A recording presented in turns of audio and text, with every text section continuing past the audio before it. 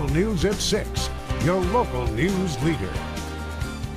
Today, in a series of tweets, President Trump announced transgender people will no longer be allowed to serve in any capacity in the U.S. military. Our Melinda Zosh looked into this earlier today, and Melinda, there's quite a few questions surrounding this announcement. One of the questions is how many transgender people are currently serving in the military and how will they be phased out?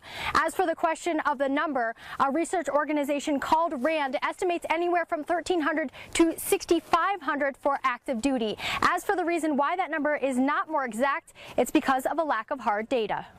Here's what we do know. Last year, former President Barack Obama announced transgender people could serve openly in the military. In a matter of 3 tweets this morning, sitting President Trump completely reversed that order. To openly call out one group of people who serve proudly, who are standing on the front lines defending our country and saying because of how you identify and who you love, you are less worthy to carry a gun and wear the uniform is discriminatory. As for President Trump's reasoning, he says medical costs are a big burden and transgender people are causing a disruption in the military.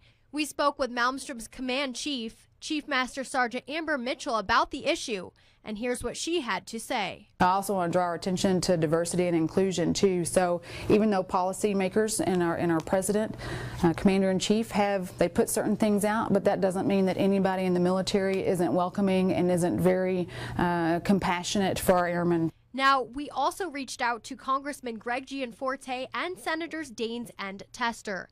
Congressman Gianforte's spokesperson Travis Hall says that Greg looks forward to seeing a fully developed policy from the commander-in-chief.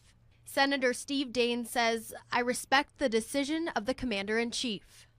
And Senator John Tester says military decisions with major consequences should be left to the folks on the front lines and not subject to the whims of politics.